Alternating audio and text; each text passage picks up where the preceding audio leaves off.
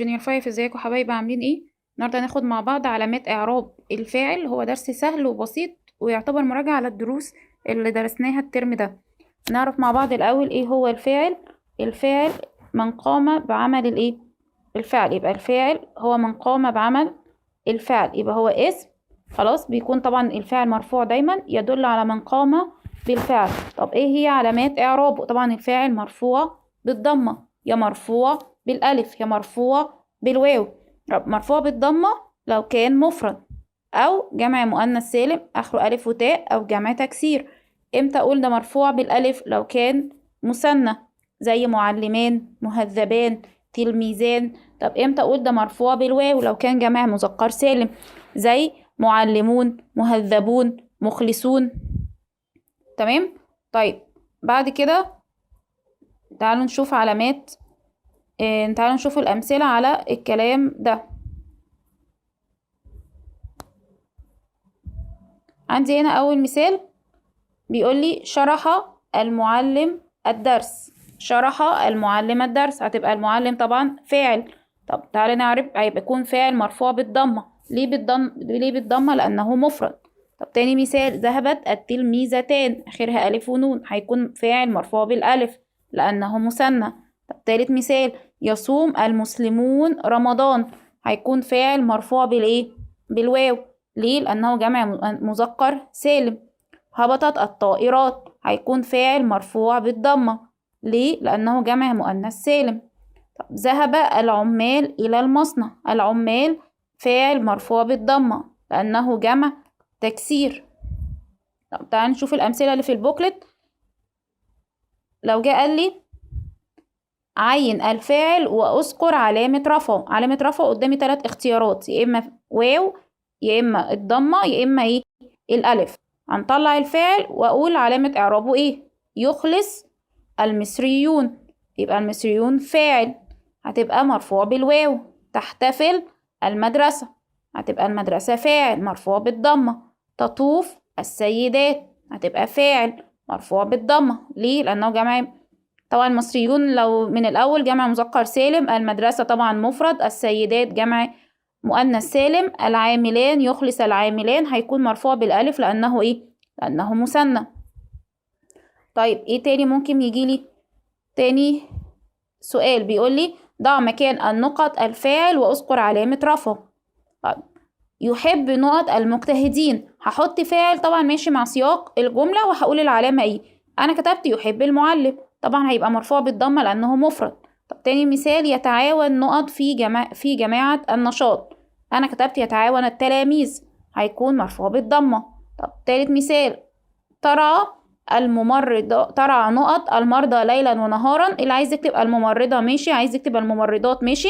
تمام، بس تحدد لي علامة الرفع ايه. انا كتبت ترعى الممرضات طبعا عشان جمع مؤنث سالم، هيكون مرفوع بالضمة. يشرح نقط الدرس بإتقان، طبعا يشرح المعلم برضو مرفوع بالضمة لأنه ايه؟ لأنه مفرد. طب ايه تاني سؤال يجيلي في الدرس ده؟ يجي يقول لي اجعل المبتدأ فاعل، يعني تقريبا حول من جملة اسمية لجملة ايه؟ فعلية.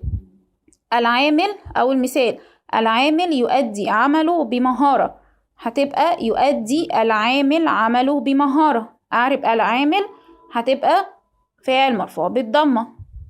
طيب تاني مثال، السائحون يشاهدون آثارنا بإعجاب.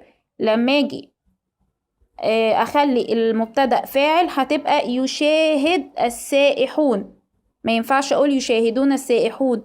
الفعل في أول الجملة مفرد ما بيتغيرش، أقول يشاهد السائح، يشاهد السائحات، يشاهد السائحون، هتبقى السائحون فاعل مرفوع بالواو.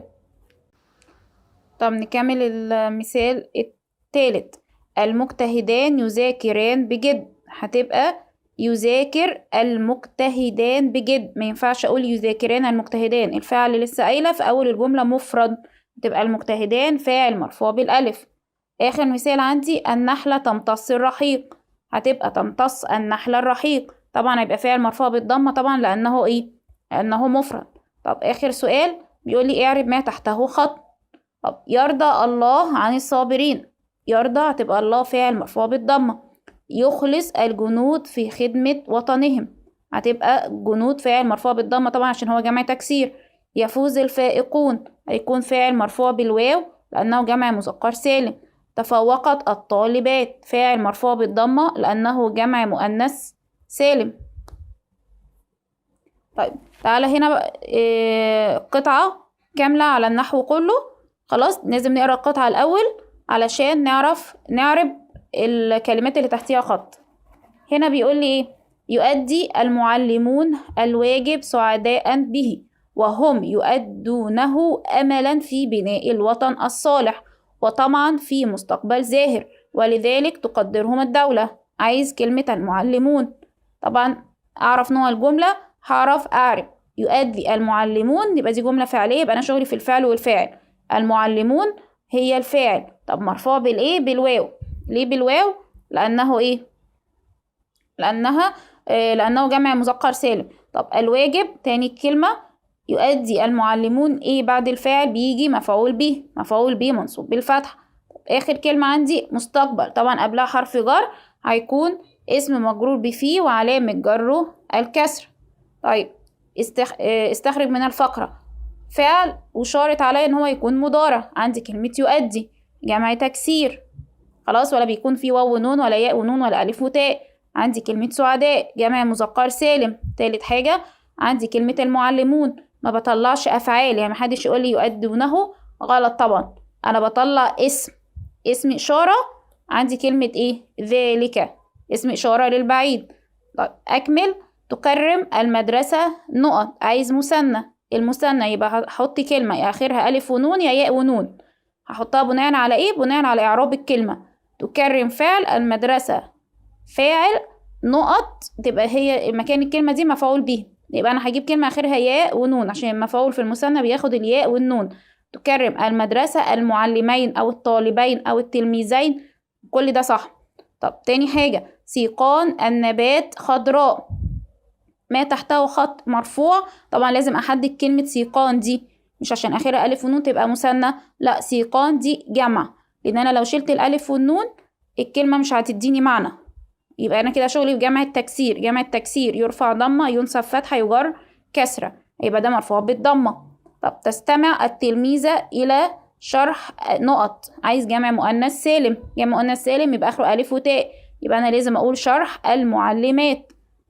آخر مثال آخر سؤال سني واجمع. المحامي العربي يدافع عن الحق بكل طاقته. عايز مرة للمثنى ومرة للجمع. المثنى هقول المحاميان العربيان يدافعان عن الحق بكل طاقتهما، وفي الجمع المحاميون جمع عربي العرب يدافعون عن الحق بكل طاقتهم. القطعة الأخيرة المكتبات المدرسية عامرة بالكتب المفيدة، يقبل المجدون والمجدات من التلاميذ عليها حبا في العلم والمعرفة. أعرب المكتبات طبعا جملة اسمية هتبقى مبتدأ مرفوع بالضمة. ليه بالضمة؟ جمع مؤنث سالم. طب عامرة هي الخبر، خبر مرفوع بالضمة. طب كلمة المدرسية ولا كأنها موجودة، لأن اللي يكمل معنى الجملة كلمة إيه؟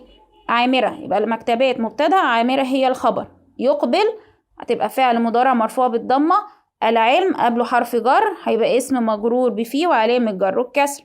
استخرج من القطعة جمع مؤنث سالم تبقى المكتبات جملة فعلية وحدد ركنيها. هتبقى يقبل المجدون، يقبل فعل والمجدون هي الفاعل.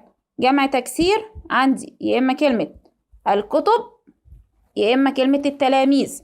أنا طلعت الكتب اسم مجرور بالباء وعلامة جره الكسر. طب هنا بيقول لي أنا عايز فاعل وأعربه. الفاعل لسه مطلعينه اللي هو المجدون، هتبقى فاعل مرفوع بالواو لأنه جمع مذكر سالم. طب في التصويب حضر التلميذين إلى المدرسة. طب التلميذين غلط، طبعا لازم أعرب برضو مكان الكلمة الغلط عشان أعرف التصويب بتاعها إيه. حضر فعل، التلميذين فاعل. الفاعل في المثنى بيكون آخره ألف ونون، يبقى هقول التلميذان. طب تاني مثال بيقول لي نحب الناجحون المتفوقين. أعرب نحب فعل، مين اللي بيحب؟ نحن، الفاعل مش موجود. نحب مين؟ الناجحون. طبعا المفعول به في جمع المذكر السالم بيكون آخره ياء ونون، يبقى التصويب هيكون الناجحين. آخر سؤال بيقول لي هذه هي المعلمة التي تخلص في عملها. عايزها مرة مثنى ومرة جمع. في المثنى هتبقى هاتان هما المعلمتان اللاتان تخلصان في عملهما. يبقى المثنى هسني كل كلمة في الجملة. هذه المثنى بتاع هاتان، هي هما، المعلمة هتبقى المعلمتان، اللاتان تخلصان في عملهما.